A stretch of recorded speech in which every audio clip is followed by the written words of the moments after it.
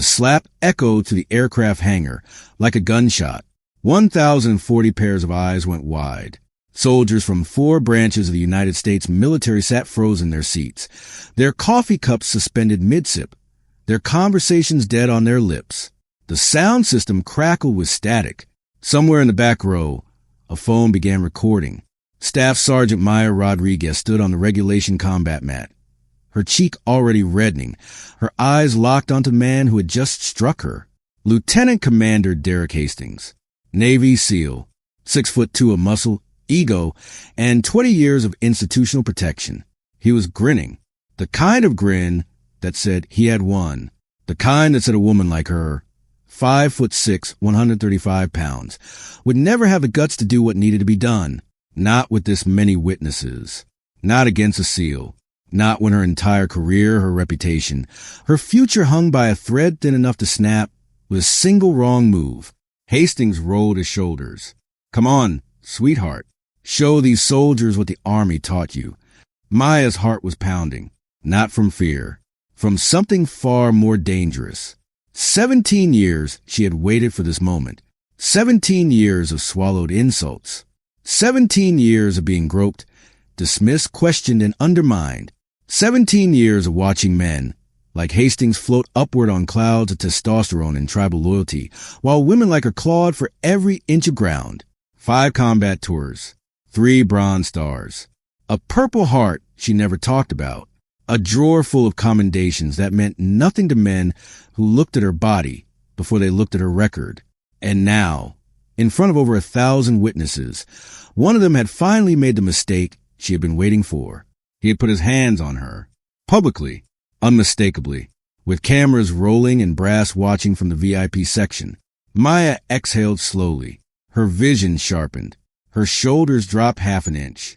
Her weight shifted forward onto the balls of her feet. Hastings saw none of it. He was too busy playing to the crowd, too busy basking in what he thought was his moment of dominance. He never saw the parry coming. If that opening hooked you, trust me, this story only gets more intense. Subscribe now for more real stories of courage like this and hit that notification bell. Now, let me take you back to where it all began. 16 hours earlier, Maya Rodriguez was running on 4 hours of sleep and her 3rd cup of gas station coffee when her commercial flight touched down at Seattle-Tacoma International Airport. The flight from Columbus had been a nightmare. A 3-hour delay in Atlanta. A crying infant 2 rows up. A businessman who had spent the entire trip tried to explain to her that women weren't built for combat, despite the Ranger tab visible on her carry-on bag. She had smiled politely, nodded at appropriate intervals, reminded herself that throat-punching civilians was generally frowned upon by Army regulations. Now, at 0637 hours on a gray Pacific Northwest morning, she gathered her duffel from the overhead compartment and prepared for what should have been a routine assignment. Joint Base Lewis McChord, 40,000 personnel, the largest military installation on the West Coast, and, for the next 72 hours, home to the Joint Service Combat Training Symposium. Maya was here to represent Fort Benning. More specifically, to demonstrate Level 4 combatives techniques to an inter-service audience of instructors, operators, and command staff. It was supposed to be a career milestone, the kind of high-visibility assignment that led to promotions, leadership opportunities, and maybe, finally, respect. She had no idea it would become a viral sensation that would reshape military culture for a generation. The drive from Seattle-Tacoma to JBLM took 45 minutes through morning traffic. Maya had rented a Ford Focus, nothing flashy, government rates, and spent the drive mentally reviewing her demonstration outline. Escape sequences from common holds, weapon retention techniques, ground fighting principles adapted for body armor and kit, standard stuff, textbook curriculum, the kind of material she had been teaching for 3 years at Benning's Combat Instruction Division. But Maya knew better than to expect standard. She had seen the symposium roster. 6 branches represented, if you counted Coast Guard and Space Force observers. Naval Special Warfare had sent a contingent of 15, including instructors from their CQZ pipeline. Marine Corps Martial Arts Program had 12 representatives, several fresh from deployments. Air Force Security Forces Army Rangers, Special Forces. The hangar would be thick with egos, rivalries, and men who had spent their careers being told they were the best fighters on the planet. And Maya would be standing in front of all of them, a woman, an Army NCO, teaching combatives to warriors who had killed with their bare hands. She had faced insurgents in Fallujah, Taliban fighters in the Korengal, but somehow this felt more dangerous. Her phone buzzed as she cleared the base gate. A text from Master Sergeant Reyes, her supervisor back at Benning. Reyes, heard some Navy types are looking to make waves at the symposium. Watch your six. Maya stared at the message. She typed back, copy. I can handle waves. She had no idea how big the wave was about to become.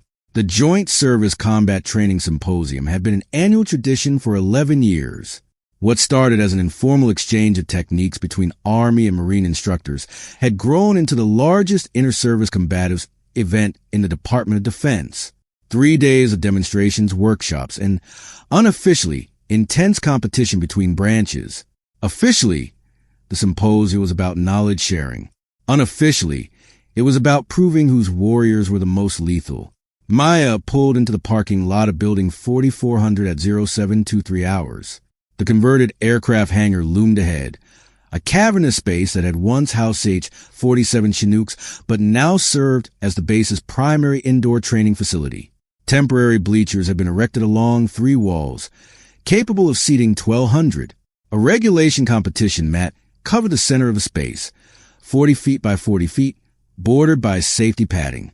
The sound system was already being tested. A voice echoed through the empty space. Check 1. Check 2? Can I get levels on the overhead? Maya shouldered her duffel and walked toward the entrance. She had dressed carefully that morning. Combat uniform pressed to regulation standard. Boots polished but broken in. Hair pulled back in a tight bun that met AR 670 to 1 requirements, but also, critically, couldn't be grabbed in a fight. No jewelry. No perfume. Nothing that could be used against her, physically or professionally. The entrance to Building 4400 was flanked by banners from each participating branch. Maya spotted the Army's cross rifles, the Marine Corps' Eagle, Globe, and Anchor, the Navy's Anchor and Eagle. She also spotted, waiting just inside the door, the man who would change her life. Lieutenant Commander Derek Hastings stood with his back to her, engaged in conversation with 2 other SEALs. Maya recognized his physique before she saw his face. The kind of build that came from a decade of BUD/S graduates and team compound gyms. Shoulders like bowling balls. Forearms corded with muscle. The unconscious swagger man who had never been beaten at anything that mattered. He was laughing at something one of his companions had said. The sound carried across the empty hangar, echoing off the metal walls. Maya intended to walk past, check in with the symposium coordinator, find the female locker room, keep her head down until her 1400 demonstration slot. But Hastings turned at the sound of her boots on concrete. Their eyes met. Something flickered in his gaze. Recognition, maybe, or assessment. The look a predator gives when sizing up potential prey. Army, he said, not a greeting. A statement, barely an acknowledgement. Navy, Maya replied. She kept walking. Hey! His voice hardened. I'm talking to you, Staff Sergeant. She stopped.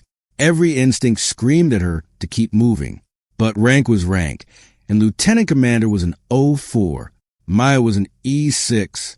The military was built on hierarchy, and hierarchy demanded respect even when the person wearing the rank didn't deserve it. She turned. Sir, Hastings walked toward her. His boots thudded against the concrete. His 2 companions followed, flanking him like wingmen on an approach vector. You're the Benning instructor, right? The one doing combatives demo. Yes, sir. Maya Rodriguez. He said her name like he was tasting it. I've heard of you. Some kind of hand-to-hand expert, they say. I teach combatives, sir. Expert is a strong word. Humble. He smiled, but it didn't reach his eyes. I like that in a woman. The comment hung in the air. Maya felt the familiar heat rising in her chest, the anger she had learned to cage, to control, to convert into something useful. Will there be anything else, sir? Hastings exchanged glances with his companions. One of them, a chief petty officer with a trident gleaming on his chest, snickered, just wondering, Hastings said, how an Army NCO ends up teaching combat techniques to real warriors. No offense, Staff Sergeant, but I've seen your combatives program. It's cute, good for teaching boots how to throw a punch. But actual fighting against actual opponents who want to kill you? He shook his head. That's a different world. That's our world. Maya held his gaze. 17 years of practice kept her voice level.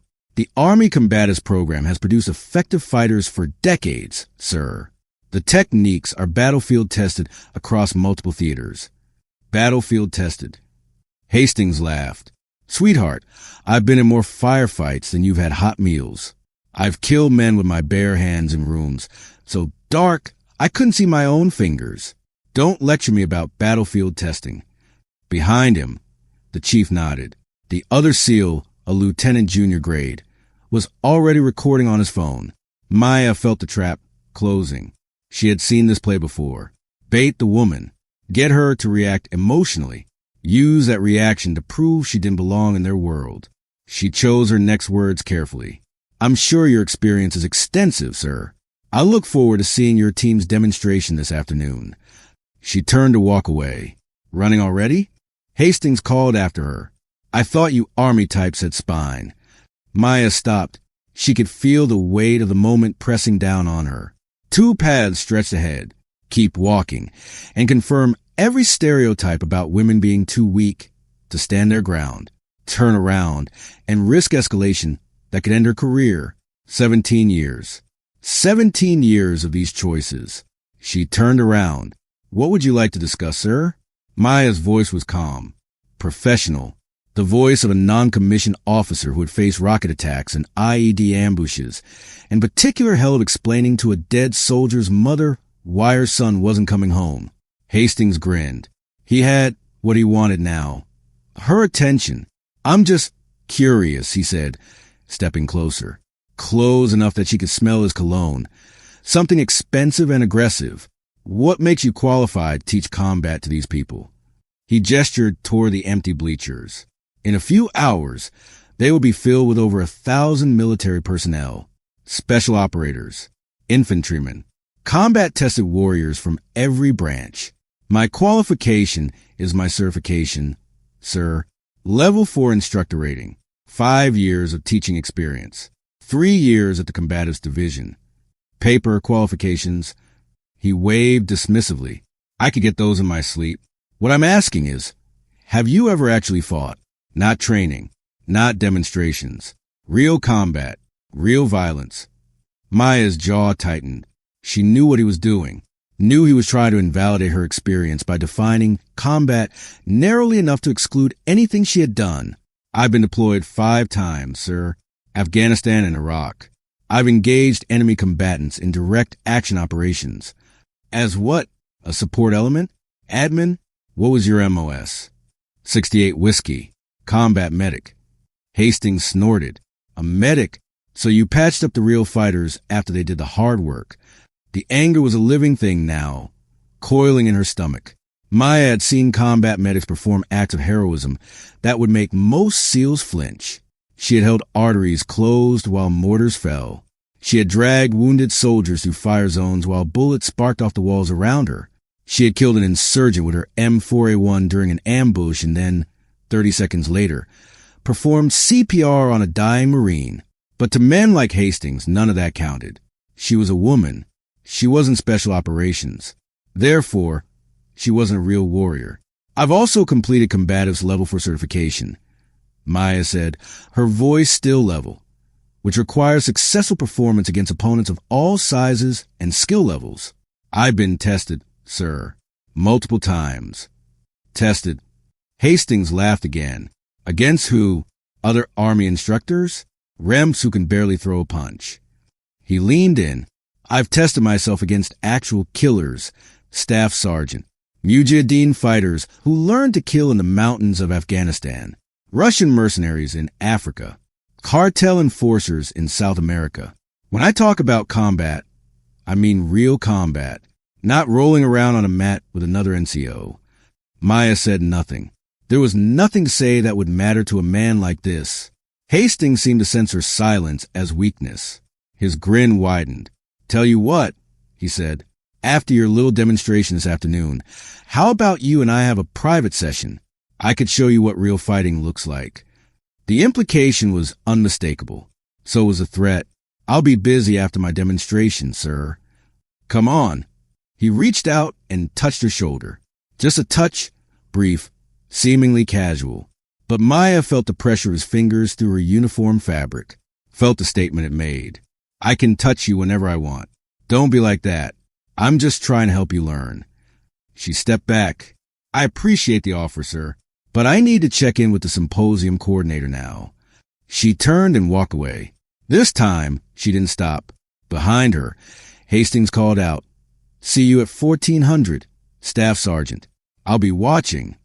Maya's hands were trembling as she pushed through the side door into the morning air. Not from fear. From rage she had no safe outlet for. 17 years. She had worked so hard to get here, done everything right, earned every qualification, every commendation, every ounce of respect she had. And men like Hastings could still corner her in an empty hallway and make her feel like a target. She found a quiet spot behind a building and took 10 deep breaths. Army combatives had taught her many things, but the most important was this: control your emotions or your emotions will control you. She thought about calling Reyes, reporting the incident, but report what? A condescending conversation? An unwanted touch that lasted half a second? By the time she finished explaining, it would sound like she was making excuses, looking for reasons not to perform. No, she would do her demonstration. She would prove her competence.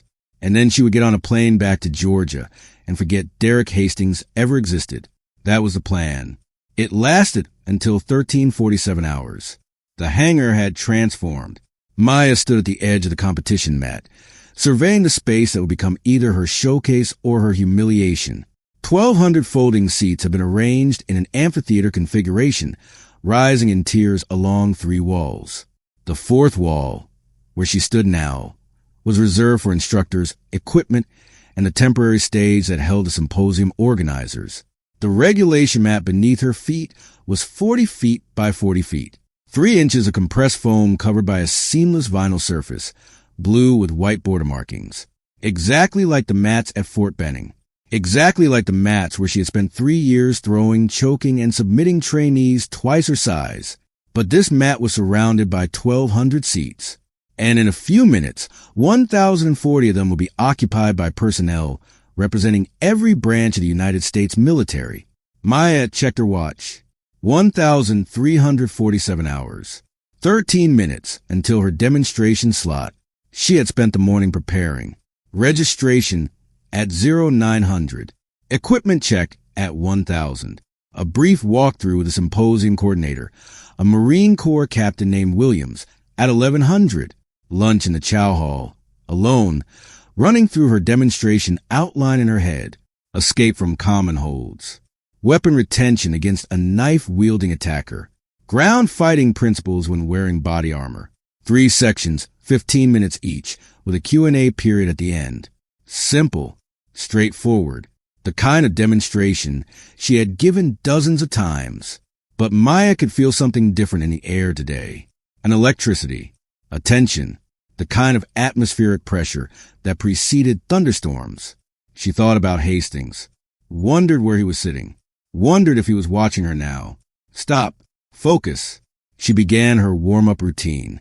Dynamic stretches for her hips and shoulders. Shadow movements, parries, strikes, level changes. Her body moved through patterns ingrained by thousands of hours of training, muscle memory taking over while her conscious mind cataloged the environment.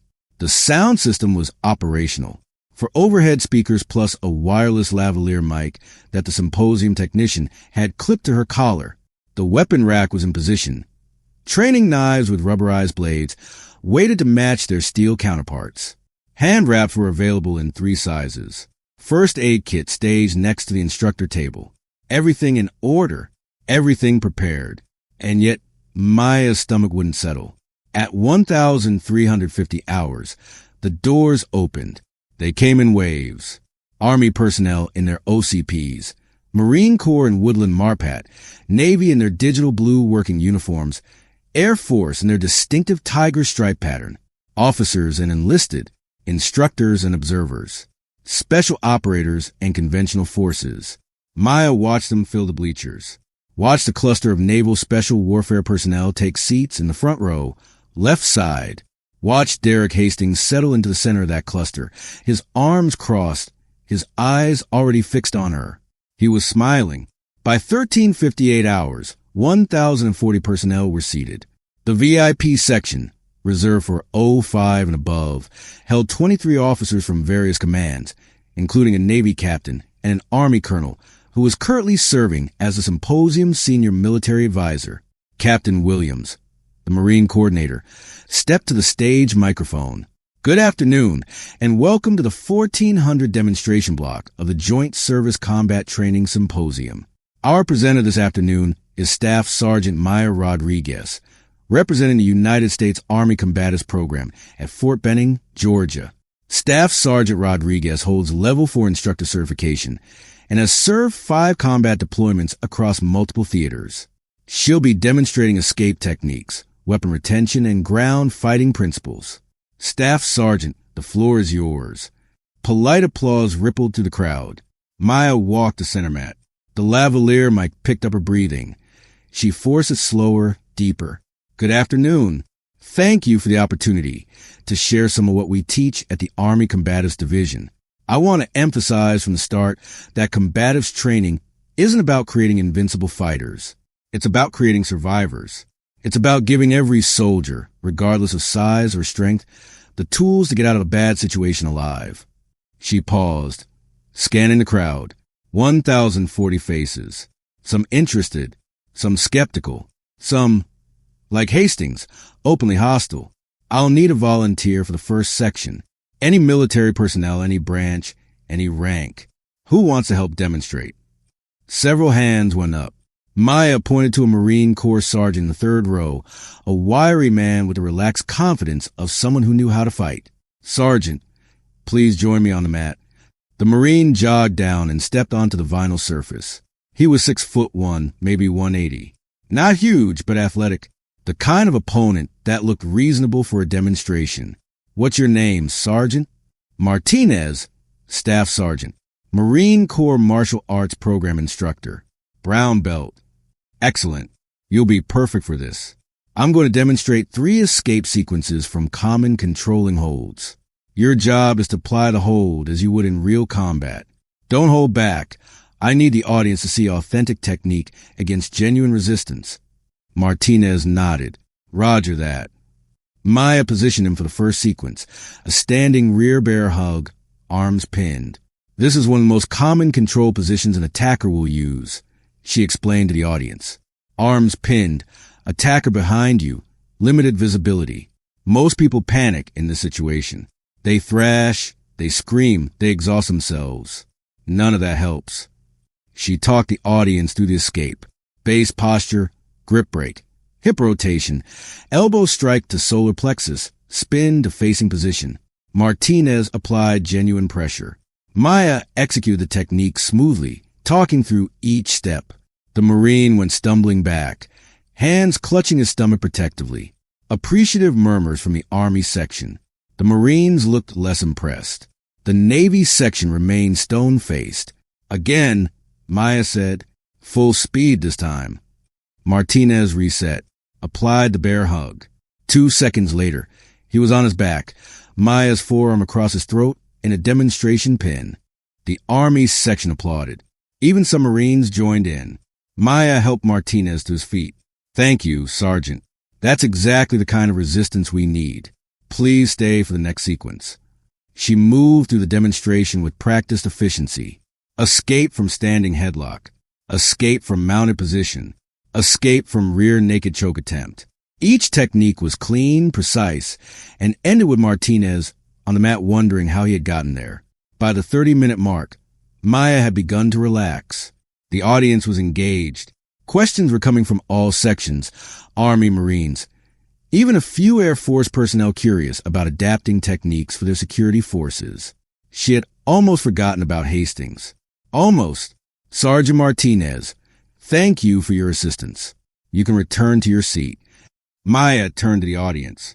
For the next section, I'll be demonstrating weapon retention against an attacker armed with a training knife. This scenario simulates an enemy combatant attempting to close distance and strike while you're processing an EPW or conducting a room clearance. I'll need another volunteer. Before she could point at anyone, a voice cut through the hangar. I'll do it.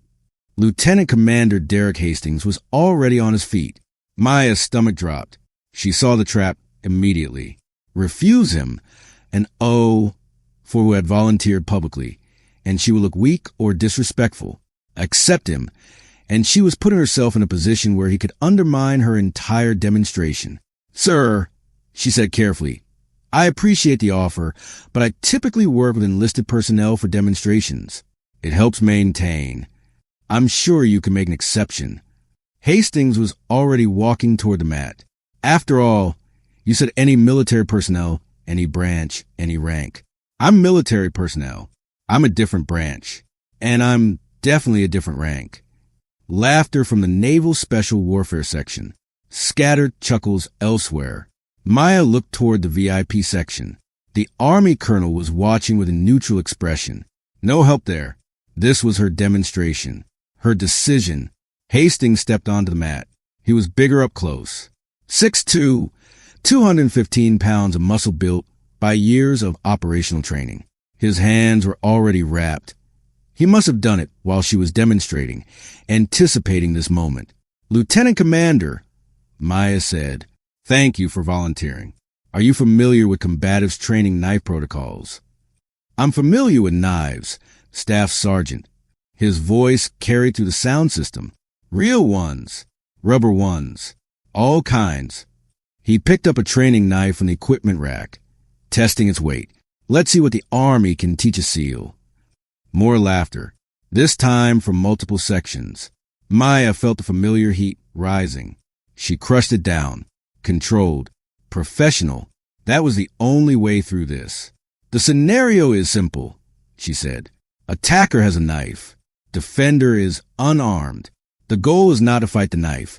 It's to control the arm holding the knife while creating distance to draw your own weapon or escape the engagement. I know how knife fighting works, Hastings said. Let's skip the lecture. Maya's jaw tightened. Fine. Attack when ready. Hastings moved fast, faster than she expected.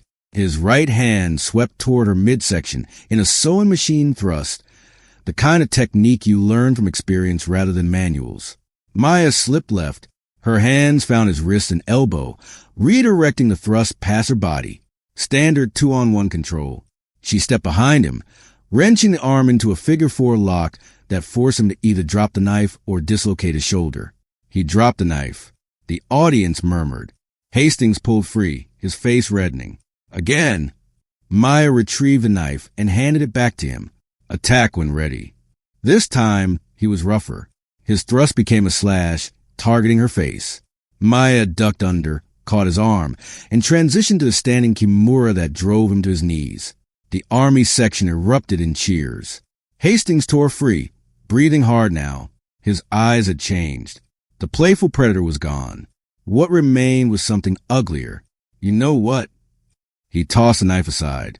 Forget the rubber toys. Let's see how you handle real pressure. Before Maya could respond, he grabbed her uniform collar. His grip was crushing, fingers digging into the fabric hard enough to feel through her undershirt. He pulled her close, his breath hot against her face. What's the matter, sweetheart? Can't handle. Maya drove her palm into his sternum. Not full force, controlled impact. Enough to break his grip and create distance. Hastings stumbled back, surprised. The crowd went silent. Sir, Maya's voice was ice. The demonstration is for technique instruction, not personal challenge. Personal challenge? Hastings laughed, but there was no humor in it. I'm just giving you real resistance. Isn't that what you asked for? Captain Williams stood from the organizer table. Lieutenant Commander, perhaps we should. It's fine, Captain. Hastings held up a hand. The staff sergeant and I are just getting started. Right, Maya? He used her first name. In front of over 1,000 military personnel. Deliberately disrespectful, deliberately intimate. Maya felt the trap tightening. Walk away now, and she would be remembered as the woman who couldn't handle a SEAL. Stay, and she would be playing his game. She made her choice. 5 minutes, sir. We can do light contact sparring to demonstrate defensive principles. After that, I need to continue the scheduled demonstration. Hastings smiled. It was a smile of a shark that had just spotted blood. 5 minutes is all I need. Maya's mind raced through scenarios as Hastings circled her on the mat. Light contact sparring. That was the agreement. That was what 1,040 witnesses would remember. Whatever happened next, she had to stay within those boundaries or risk everything. Hastings moved first. A jab toward her face, testing. Maya slipped it easily, letting his fist pass her cheek by an inch. Nice reflexes, he said. For a girl. Another jab. Another slip. He pressed forward. Left jab, right cross, left hook. A combination that would have rocked most people. Maya rolled under it, her shoulders dipping in precise sequence. The Army section was holding their breath. Hastings reset, reassessed. His jabs became probes, feeling for patterns, looking for the tell that would let him land a clean shot. Maya gave him nothing. Her defense was built on years of training, but more than that, it was built on necessity. 5 tours, dozens of hand-to-hand encounters, the lessons written in scar tissue and close calls. She didn't need to hit him. She just needed to survive 5 minutes. 3 minutes, 45 seconds left. Hastings changed tactics. He shot in low, a wrestler's takedown attempt. Double leg, driving for her hips. Maya sprawled. Her hips dropped. Her weight pushed down on his shoulders. Her hands found the back of his neck. Classic sprawl defense. Textbook, but Hastings was strong. Stronger than any opponent she had faced in a demonstration. He powered through the sprawl, lifting her off the mat entirely. For a terrifying second, Maya was airborne. She hooked his head in a guillotine as they went down. Not tight enough to choke, but enough to stall his movement, to buy time, to keep him from mounting her. They hit the mat together. Hastings on top, Maya on her back with the guillotine still sunk in. Not bad, he grunted into her shoulder. But you can't hold this forever. He was right. The guillotine from guard was a stalling position, not a finish, against an opponent his size. She would gas out in less than a minute. Maya transitioned, hip escape, shrimp out, back to her feet before he could establish control. The crowd applauded. 3 minutes left. Hastings stood, brushing off his uniform. His face was red now, sweat darkening his collar. He hadn't expected her to escape. Hadn't expected her to be this difficult. You're good, he admitted. Better than I thought. Maya said nothing. She kept her hands up, her feet moving, her breathing controlled. 2 minutes, 45 seconds. He came in again. This time, his strikes were harder. A hook that would have fractured her orbital if it landed. A knee toward her midsection that she barely deflected. Light contact, sir, Maya said, loud enough for the mic to pick up. That's the agreement. This is light contact, Hastings replied. For a SEAL. Another hook. Maya caught on her forearm, felt the impact rattle through her bones. 2 minutes, 30 seconds. She was starting to tire. The exchanges were draining her, not just physically, but mentally.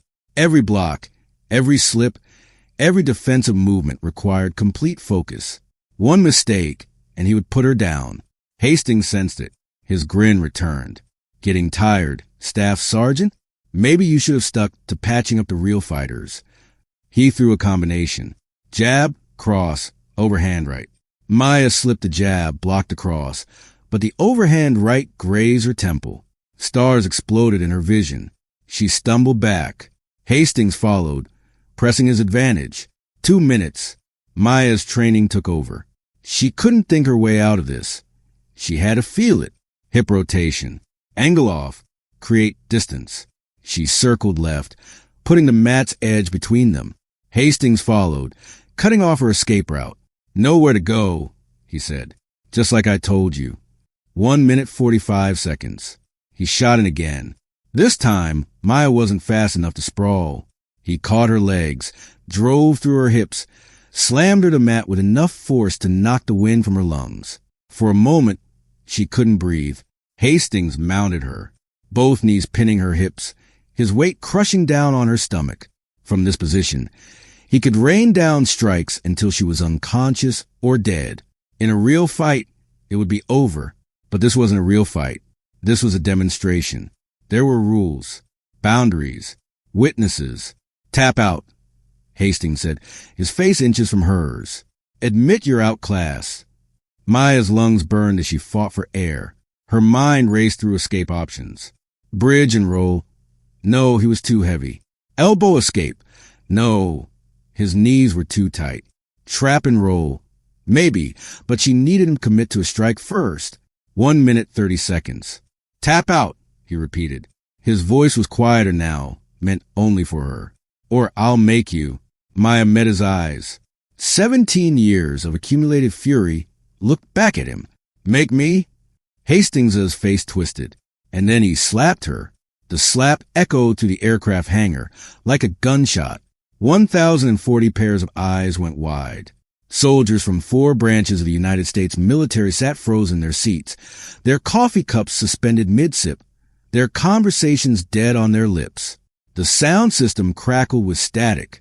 Somewhere in the back row, a phone began recording, then another, then a dozen more.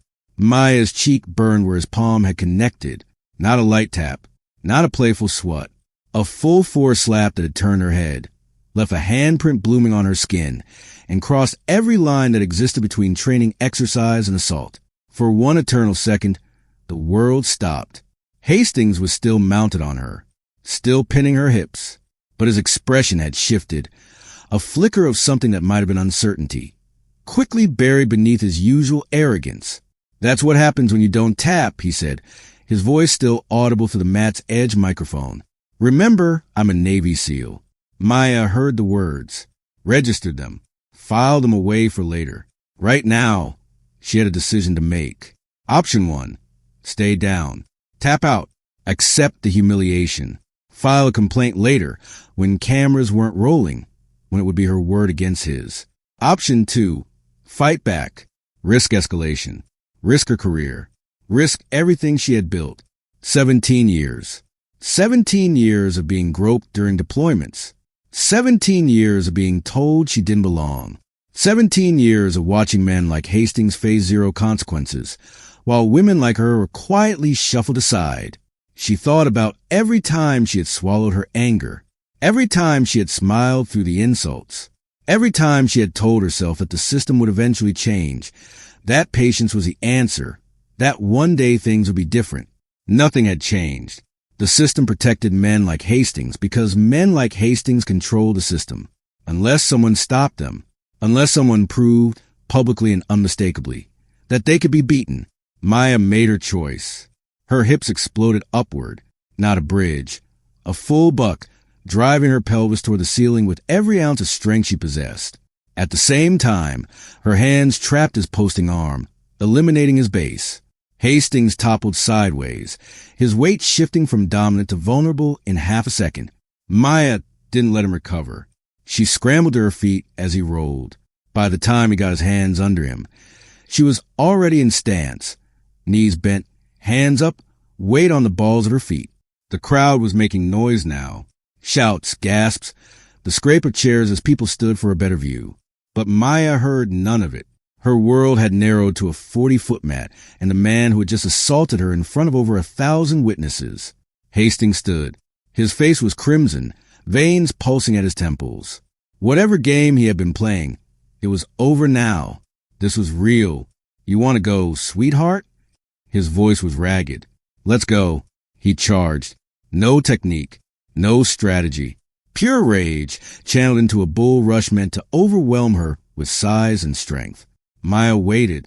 2 years at Benning, 3 years at the Combat Instruction Division, 5 deployments across 2 wars, thousands of hours on mats exactly like this one, learning exactly this moment. She waited until he was committed, until his momentum was his enemy. Then she moved. The parry was textbook. a palm strike to the outside of his lead arm, redirecting his charge past her body. The same movement she had demonstrated to Sergeant Martinez an hour ago. The same technique that appeared in every combative's manual in the Army's inventory. But what followed was not textbook.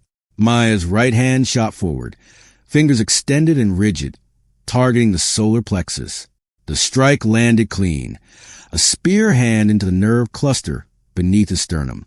Hastings' forward momentum stopped dead. His eyes went wide. His hands flew to his chest as his diaphragm spasmed. Try to remember how to breathe. 3 seconds. Maya didn't pause, didn't hesitate, didn't give him time to recover. Her left foot swept behind his lead ankle. Her right hand pushed against his chest. Simple lever mechanics. Base removed, force applied, physics did the rest. Hastings went down. He hit the mat with a thunderclap of impact, flat on his back, still gasping for air. For seconds, Maya followed him to the ground. Her knees straddled his torso, her hands controlling his wrists, her face inches from his. "Remember," she said, her voice calm despite the adrenaline screaming through her veins, "I'm a level 4 instructor." She released his wrists and transitioned. Back mount, her thighs wrapped around his torso, her chest pressed against his back, her left arm snaking under his chin while her right arm secured the grip. Rear naked choke, blood choke, the technique that had ended more fights than any other in the history of grappling. 5 seconds. Hastings thrashed. His hands clawed at her forearm, trying to create space. His legs kicked against the mat, seeking leverage he couldn't find. Maya squeezed. Not a crushing grip, not trying to injure, just steady pressure on both carotid arteries, cutting blood flow to his brain. 6 seconds. His thrashing weakened. 7 seconds. His arms dropped. 8 seconds. His body went limp. Maya released immediately. She rolled him onto his side, recovery position, clearing his airway, doing everything a combat medic was trained to do. Then she stood. 1,040 people stared at her in stunned silence. The sound system hummed with empty static. Somewhere in the back row, a phone kept recording. Maya looked down at the unconscious form of Lieutenant Commander Derek Hastings, United States Navy SEAL. His chest was rising and falling. His color was already returning. He would wake up in 20 to 30 seconds with a headache and a bruised ego. But he would wake up. She had controlled the force, measured her response, applied exactly as much violence as necessary to neutralize the threat and not 1 ounce more, just like they taught at Fort Benning. The silence lasted for what felt like an eternity. Then the Army section erupted. Cheers, screams, the thunder of boots against metal bleachers. Soldiers were on their feet, pumping fists, howling like they had just witnessed a game-winning touchdown at the Super Bowl. The Marine section was more restrained, but Maya saw grudging nods, acknowledging respect. The Air Force personnel looked shocked, delighted, confused in equal measure. The Naval Special Warfare section. The SEALs were stone-faced. Their golden tridents glinted under the hangar lights as they stared at their unconscious colleague. Maya's hands were shaking, not from fear, from adrenaline dump, from the crash that always followed intense exertion. She clasped them behind her back to hide the tremor. On the mat, Hastings groaned.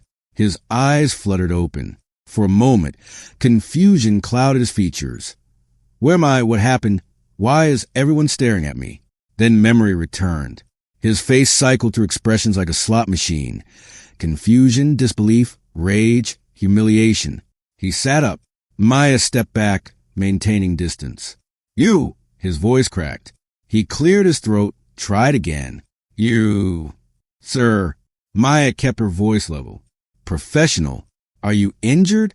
Do you require medical attention?" The words were proper. Correct. Exactly what a combat medic should ask after rendering an opponent unconscious. Hastings' jaw worked soundlessly. He was trying to find words, trying to find some response that would salvage his dignity. But there was no response. Not when 1,000 witnesses had just watched a woman half his size put him to sleep in under 10 seconds. Captain Williams reached the mat. "Lieutenant Commander, Staff Sergeant, I think we should." "I'm fine." Hastings pushed his feet, swaying slightly. "The demonstration is over." He walked off the mat, without looking back. His SEAL companions rose from their seats and followed, a silent escort for their humiliated leader. The hangar doors banged shut behind them. Williams turned to Maya. "Staff Sergeant Rodriguez, are you all right?" Maya touched her cheek. It was still warm where Hastings had slapped her. Tomorrow it would bruise. "I'm fine, sir." That was... Williams shook his head. "I don't even know what to say." Maya looked at the VIP section. The Army colonel was already on his phone, speaking rapidly. The Navy captain had disappeared, probably following Hastings. "Sir," Maya said, "I'd like to file a formal report. What happened on this mat was assault. I responded with proportionate force to neutralize an active threat. I'd like that documented." Williams nodded slowly. "Understood. Let's get you to the admin building. Command is going to want to talk to you." As they walked off the mat, Maya heard the murmur of the crowd behind her. 1,000 voices, all talking at once. Phones were everywhere now. Screens glowing as videos were shared, uploaded, transmitted. In an aircraft hangar at Joint Base Lewis McChord, history had just been made. The admin building was 300 meters from Building 4400. Maya walked the distance in silence, Captain Williams beside her, her mind replaying the encounter in obsessive loops. Had she done the right thing? Had she overreacted? Had she just ended her career? The questions circled like vultures. Inside the admin building, a major from the Army's Judge Advocate General Corps was waiting. Major Sarah Chun, according to her nameplate. She looked harried, like someone who had been pulled from another task for an emergency. "Staff Sergeant Rodriguez. I'm Major Chun, JAG. I need to take your statement while events are fresh." "Yes, ma'am." They sat in a conference room with gray walls and fluorescent lighting. A digital recorder was placed on the table between them. "Start from the beginning," Major Chun said. "When did you first encounter Lieutenant Commander Hastings?" Maya told her everything. The meeting that morning, the condescension, the unwanted touch, the disruption of her demonstration, the escalating violence during the light sparring session, the slap. "He struck me in the face," Maya said. "Open palm, full force." Approximately 1,200 witnesses, multiple video recordings. And then I neutralized the threat using proportionate force. Solar plexus strike to interrupt his attack. Leg sweep to take him to the ground. Rear naked choke to render him unconscious. I released the choke immediately upon achieving compliance and place him in recovery position. Major Chen's pen scratched across her notepad. How long was the choke applied? Approximately 4 seconds from initiation to unconsciousness. "And you release immediately after?" "Yes, ma'am, as per combat medic training and combatives protocols." Chen leaned back. "Staff Sergeant, I have to ask, why didn't you disengage after the slap? Why did you choose to continue the confrontation?" Maya had been expecting the question. She had been rehearsing the answer since walking off the mat. "Ma'am, after the slap, Lieutenant Commander Hastings was still in a dominant position, mounted on my torso between me and the exit. He had demonstrated willingness to use violence. He had verbally indicated he would make me submit. In that moment, I assessed him as an active threat. Disengagement was not possible without neutralizing the threat first." "You're saying you feared for your safety?" "I'm saying I assessed the tactical situation and responded accordingly, the same way I would in any combat environment." Major Chen studied her for a long moment. "You understand this is going to be investigated, both the assault allegation against Lieutenant Commander Hastings and your response." "Yes, ma'am. I'm prepared to cooperate fully." "Good." Chen closed her notepad. "Stay on base. Don't discuss the incident with anyone not involved in the investigation." And Staff Sergeant, "Ma'am, between you and me, that was the cleanest choke I've ever seen." The next 72 hours were a blur of interviews, statements, and bureaucratic machinery. Maya was confined to base pending investigation. They gave her a room at the Transit Lodge, beige walls, military-grade mattress, a window overlooking the motor pool. She spent most of her time staring at that window, watching convoys come and go, waiting for the axe to fall. The investigation was being handled jointly. Army Criminal Investigation Division for the assault allegation against Maya's response. Naval Criminal Investigative Service for the assault allegation against Hastings. JAG officers from both branches acting as legal advisors. It should have taken weeks, maybe months. It took 4 days. The reason was simple: video evidence. By the time the sun rose on the morning after the incident, 17 separate recordings of the confrontation had been uploaded to various platforms. Some were shaky smartphone footage from the bleachers. Others were higher quality, captured by official symposium cameras that had been streaming the demonstration live. All of them told the same story. Derek Hastings had mounted an unarmed woman. Derek Hastings had slapped her across the face while she was pinned. Derek Hastings had announced his branch affiliation. "Remember, I'm a Navy SEAL," as if that somehow justified the assault. And then a woman half his size had put him to sleep in 5 seconds. The video, titled "Navy SEAL Slaps Female Soldier, Gets Rocked," had accumulated 4 million views within 24 hours. News organizations picked it up. Military blogs dissected every frame.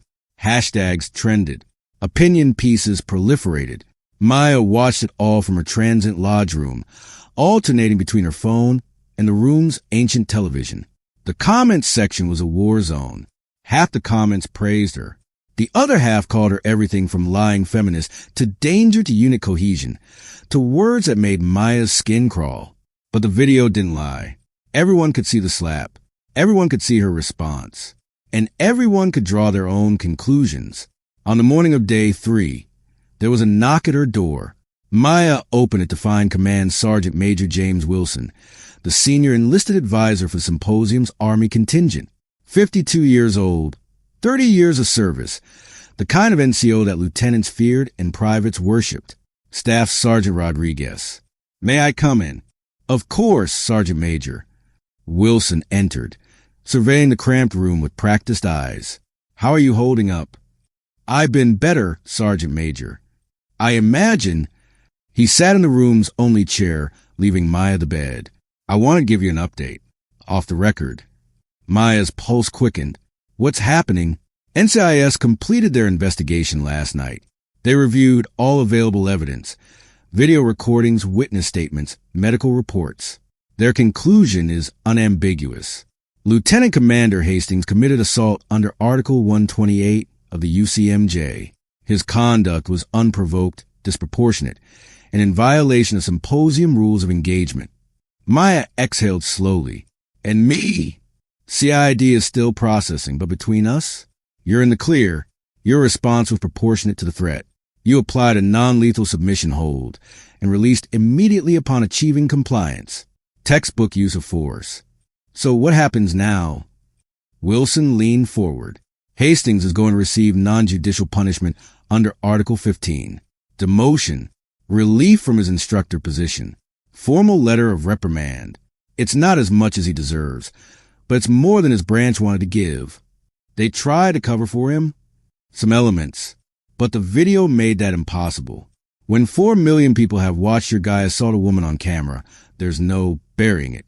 Maya thought about the SEAL's smile after the slap, the certainty in his voice when he said, "Remember, I'm a Navy SEAL." The expectation that his brotherhood would protect him as it always had. "Not this time. There's something else," Wilson said. The investigation turned up some history. Lieutenant Commander Hastings has faced previous allegations. 3 different incidents over the past 8 years. All of them were quietly resolved. Accusers transferred. Complaints withdrawn. He's been doing this for years. "Yes, but not anymore. Your refusal to back down, your decision to fight back, broke the pattern. His previous accusers are being contacted. There's talk of reopening investigations." Maya felt something loosen in her chest. Not relief, exactly. More like vindication. The sense that all those years of swallowed anger, all those times she had bitten her tongue, had been leading to this moment. "What about me, Sergeant Major? What happens to my career?" Wilson smiled. The first genuine smile she had seen in days. "Funny you should ask. I just came from a call with your commanding officer at Fort Benning. Seems there's been a lot of interest in your case." "Good interest. What kind of interest?" The Army Commendation Medal kind. The Promotion Board kind. The How Would You Like to Help Design a New Inter-Service Combat Training Program kind. Maya blinked. I don't understand.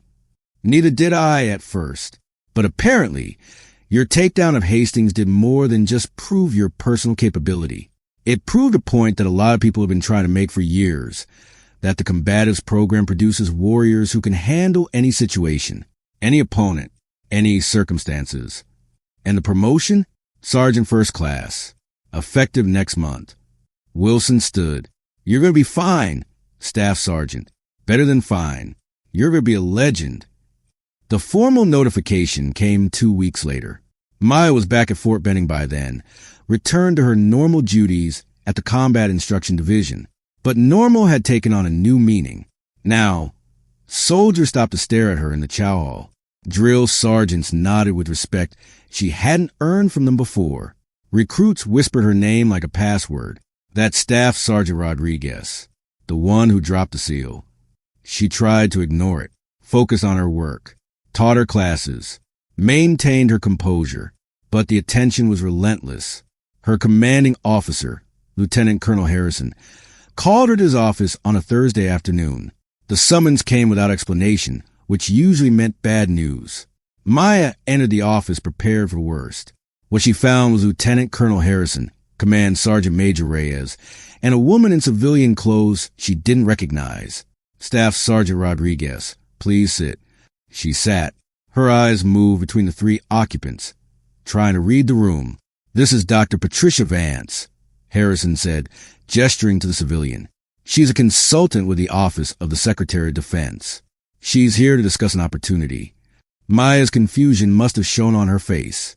Dr. Vance smiled. I'll get straight to the point, Staff Sergeant. What happened at JBLM has attracted attention at the highest levels, not just because of the incident itself, but because of what it revealed about inter-service combat training standards. Ma'am, let me be blunt. The symposium was supposed to be a celebration of inter-service cooperation. Instead, it exposed serious problems. Cultural issues, accountability gaps, inconsistent standards across branches. Your encounter with Lieutenant Commander Hastings became a flashpoint, but it also became an opportunity. Vance opened a folder on Harrison's desk. Inside were official documents, organizational charts, budget projections. The Secretary of Defense has authorized the creation of a new initiative, the Inter-Service Combat Excellence Program, ICP.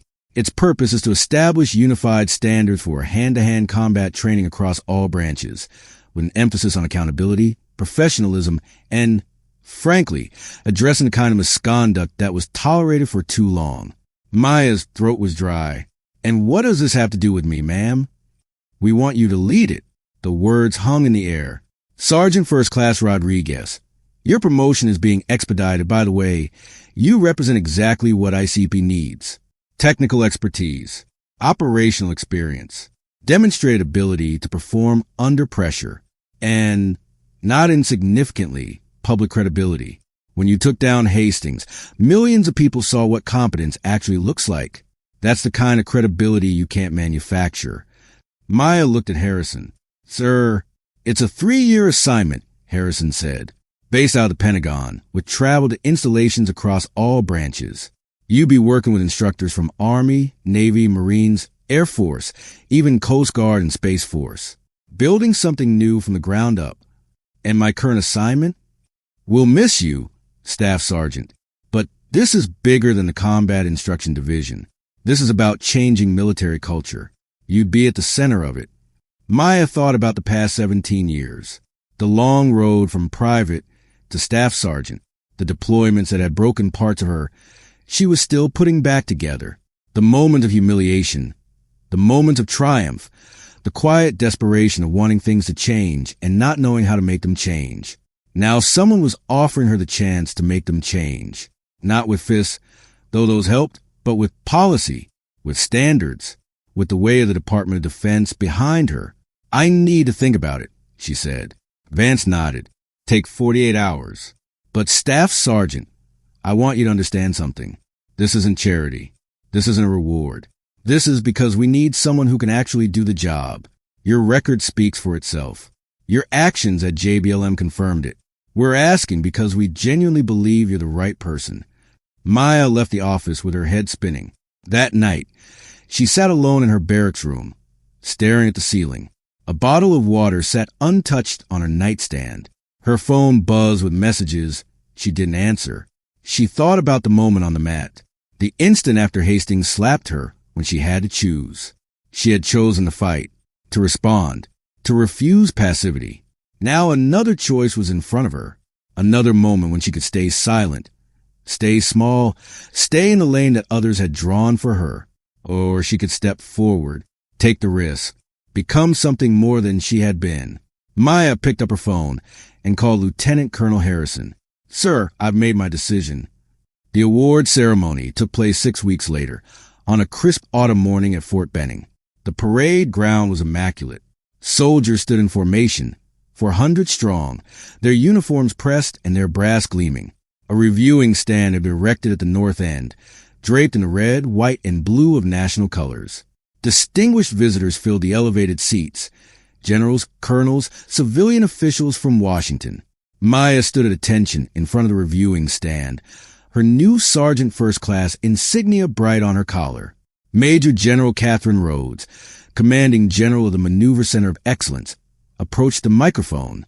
Ladies and gentlemen, we are gathered today to recognize exceptional service to the United States Army and to the nation. What Sergeant First Class Maya Rodriguez demonstrated at Joint Base Lewis McChord exemplifies the highest traditions of our profession of arms. Competence, courage, and composure under extreme pressure. Maya kept her eyes forward. Her heart pounded, but her face remained still. When confronted with a situation that would have broken lesser soldiers, Sergeant First Class Rodriguez responded with the skill and professionalism befitting a combat veteran. She applied controlled, proportionate force to neutralize an immediate threat, while maintaining the discipline to avoid excessive violence. This is the standard we aspire to. This is a warrior we are proud to call our own. General Rhodes lifted the award case. By order of the Secretary of the Army, Sergeant First Class Maya Rodriguez is hereby awarded the Army Commendation Medal for meritorious service. Her actions during the Joint Service Combat Training Symposium upheld the honor of the United States Army and advanced the cause of inter-service excellence. Maya stepped forward. General Rhodes pinned the medal to her chest, a bronze hexagon suspended from a green and white ribbon. The weight of it was negligible. The weight of what it represented was enormous. Sergeant First Class Rodriguez, congratulations. You've earned this. Thank you, ma'am. The general leaned closer, her voice dropping below the reach of microphones. Between us, I've watched that video about 30 times. Best choke I've ever seen. Maya allowed herself a small smile. Thank you, ma'am. The ceremony continued with additional awards, promotions, recognitions. Maya returned to her place in the formation, the medal warming against her chest. Afterward, there was a reception in the officers' club. Maya stood near the refreshment table, accepting congratulations from an endless stream of personnel.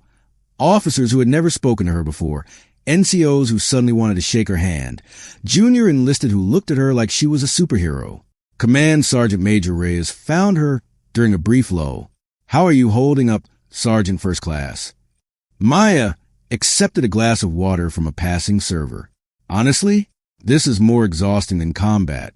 Reyes chuckled. Fame always is. You'll get used to it. I'm not sure I want to.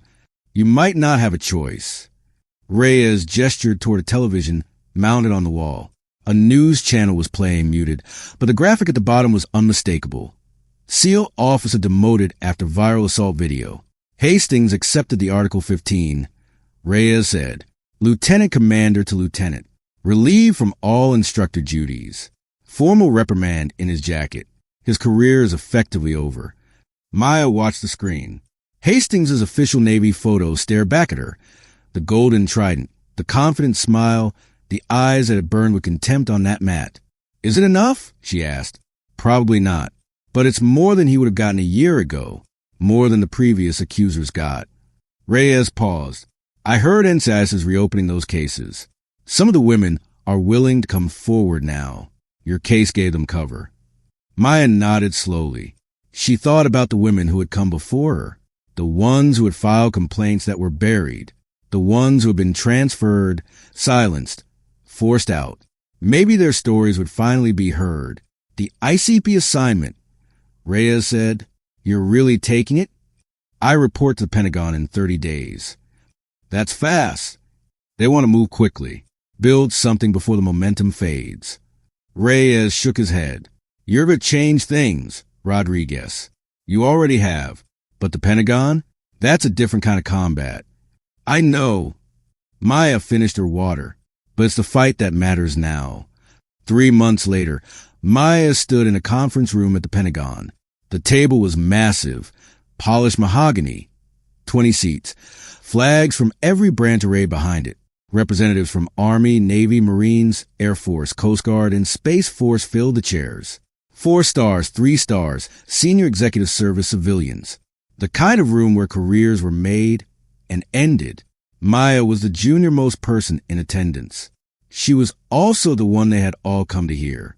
Ladies and gentlemen, she began, her voice steady despite the adrenaline coursing through her veins.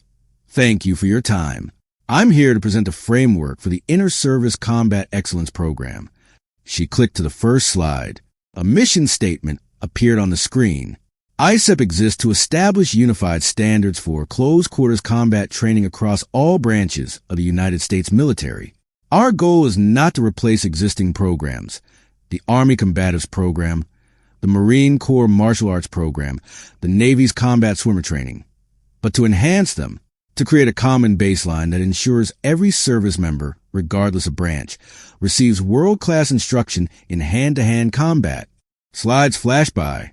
Organizational structure, training pipelines, assessment metrics, budget projections. Maya spoke for 45 minutes. She answered questions from generals who had been in uniform before she was born.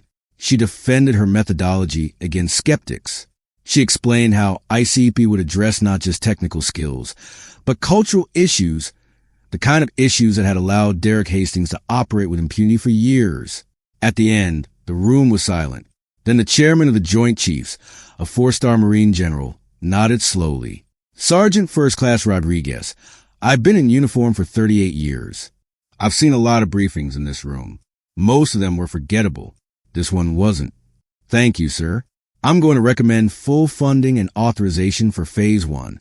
We'll review progress in 6 months. He stood. Ladies and gentlemen, I think we found our program lead. The meeting adjourned. Representatives filed out, some stopping to shake Maya's hand, others already on phone coordinating follow-up actions. Maya remained at the head of the table, gathering her materials, trying to process what had just happened. The door opened one final time. Dr. Patricia Vance entered, her civilian clothes a sharp contrast to the sea of uniforms that had just departed. That went well, Vance said. Better than I expected. You underestimate yourself. That's probably why people trust you. Vance sat in one of the vacated chairs. I wanted to tell you something. Privately. Maya paused. Ma'am, I've been working in defense policy for 23 years. I've seen a lot of initiatives come and go. Most of them fail. They fail because they're built on politics, on careerism, on empty slogans. They don't have a foundation. And ICP has you. Vance leaned forward. What happened at JBLM wasn't just a fight, Rodriguez. It was a moment of truth. When that SEAL put his hands on you, you had every reason to stay down, to take the easy path, to let the system handle it the way the system always handles things.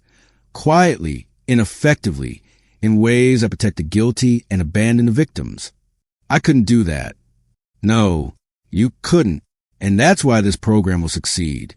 Because it's not being led by a politician, or a careerist, or someone who just wants to check a box. It's being led by someone who will fight when fighting matters. Maya thought about the mat at JBLM, the slap, the 5 seconds that changed everything. I didn't plan for any of this, she said. I just wanted to teach combatives. I just wanted to do my job. Sometimes that's enough. Vance stood. Sometimes doing your job, really doing it without compromise, without backing down, is the most revolutionary act there is. She extended her hand. Maya shook it. Welcome to the Pentagon, Sergeant First Class Rodriguez. Let's change the world. Maya walked out of the conference room and into the corridor. The Pentagon's endless hallways stretched before her. Miles of linoleum, thousands of offices, the command center of the most powerful military in human history. Somewhere in these halls, policies were being written that would affect millions of service members. Training standards were being established. Careers were being shaped. The culture of an entire institution was being slowly, incrementally, painstakingly transformed. And now Maya was part of it. She thought about the 16-hour flight from Columbus, the gas station coffee, the businessman who had explained to her why women couldn't fight, the morning at JBLM when everything had seemed routine, when the biggest concern was hitting her timestamp marks. She thought about Hastings, his smile before the slap, his certainty that she would never fight back. He had been wrong. Maya walked toward her new office. The metal on her dress uniform caught the fluorescent light. Sergeant First Class, Combat Medic, Combatives Instructor, Program Lead, Survivor. The sun was setting over Washington, D.C., casting long shadows to the Pentagon's windows. Maya paused at the end of the corridor, looking out at the golden light spreading across the city. Tomorrow, there would be more briefings, more politics, more battles to fight. But tonight, for just a moment, she allowed herself to feel something she hadn't felt in 17 years. Pride, not the pride of victory over a single opponent, not the satisfaction of a medal pinned to her chest. Something deeper, something that had been buried under years of doubt and discrimination, and the quiet desperation of wondering if anything would ever change. The pride of knowing that when it mattered most, when everything was on the line, she had chosen to fight, and she had won.